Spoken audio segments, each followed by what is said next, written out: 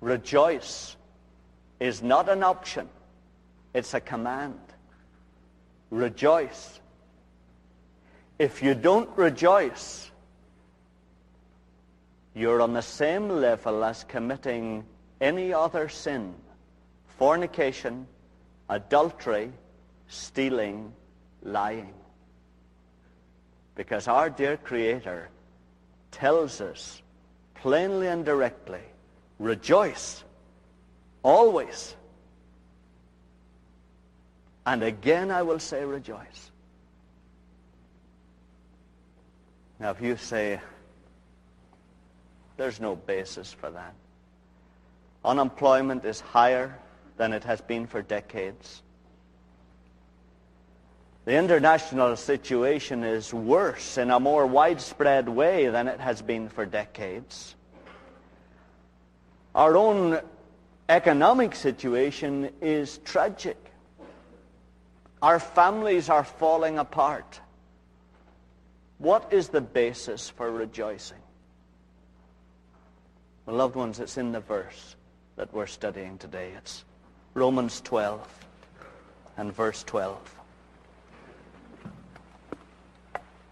Romans 12 and verse 12.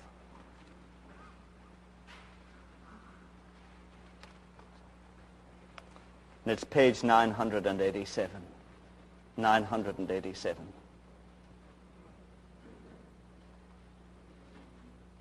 Romans 12 and verse 12. Rejoice in your hope. Rejoice in hope. In fact, the Greek means, as far as hope goes, rejoice. As regards hope, rejoice. And maybe you say, that I understand. That I understand. That's the only thing that gets me through the present struggles that I face. The thought that it can't go on forever. It's bound to get better. I understand that. Yeah. I rejoice because I have hopes that it will get better. I understand that. In fact, to tell you the truth, TGIF is a basic principle in my life. Really? I actually almost, it's as if I live my life, plan little treats and surprises along the way. So I kind of can get through Monday because I think, well, Friday's coming, and I can get through Friday because the weekend's coming, and I can get through the middle of the week because my birthday's coming. And that's it. I understand that. I see. You rejoice because of the little hopes that you have. And my life is full of little hopes. I plan little hopes, little treats for myself that help me to kind of keep a light heart and get a little charge of anticipation. That's right. I understand that. Every cloud has a silver lining, and where there's life, there's hope, and a stitch in time saves 9, and that's it. But loved ones, that isn't the hope that's talked about here at all, you know. And aren't you glad it isn't? Because those little hopes are so frustrating and so deceptive. And so man-made, we know we're kind of bluffing ourselves. You know, it's like hiding a can of Coke in the back of the refrigerator so that you surprise yourself by finding it. You know it's a put-up job, and really it's just a game you're playing with yourself. It's not that kind of hope, loved ones. It isn't. It's a different hope. You may say, well, I didn't know there were two kinds of hopes. There are, and they're both mentioned in Romans 4, if you like to look at it. Romans 4 and verse 18. Romans 4 and verse 18. It's page 980. 980 and Romans 4 and 18. And it's talking about Abraham, you remember. In hope, he believed against hope. See that? In hope, he believed against hope. Now, what is the hope he believed against? Well, in Romans 4 and 19 there. couple of verses, the next verse, verse 19. He did not weaken in faith when he considered his own body, which was as good as dead, because he was about 100 years old, or when he considered the barrenness of Sarah's womb. That was human hope. And that's what we're talking about when we're talking about the Coke in the refrigerator or the little treats or TGIF. We're talking about confidence that we have based on our perception of the outward human circumstances and how we think they might turn around favorably for our benefit. That's human hope. And that human hope is the most frustrating thing that you could experience. The recession has bottomed out, will bottom out, will never bottom out. We've been at all stages. Almost every economist has tried a different ones. The interest rates will go down when the budget deficit is eliminated, when fears of inflation are eliminated, when the tomatoes become red, almost.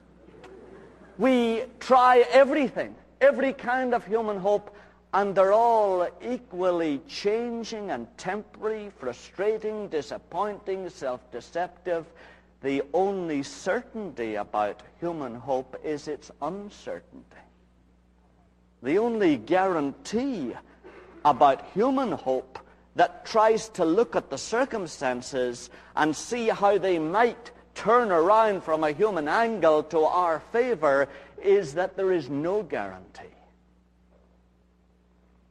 Loved ones, human hope is hopeless. And that isn't the hope that is talked about here in this verse in Romans. The hope that is talked about is the hope mentioned, if you look at that same chapter, Romans 4 and verse 21.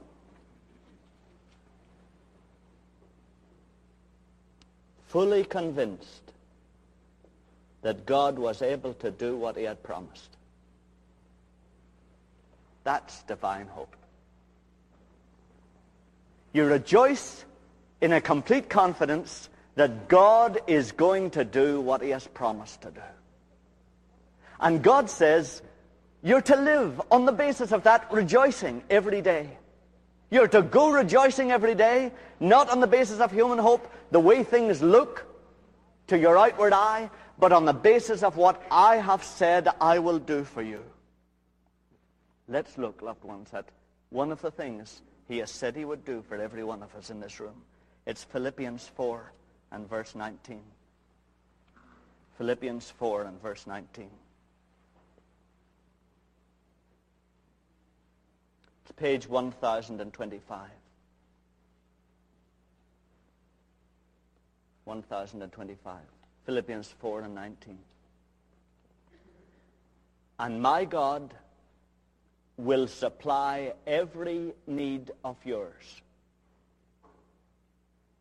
according to his riches and glory in Christ Jesus. That's what God has promised each one of us in this room.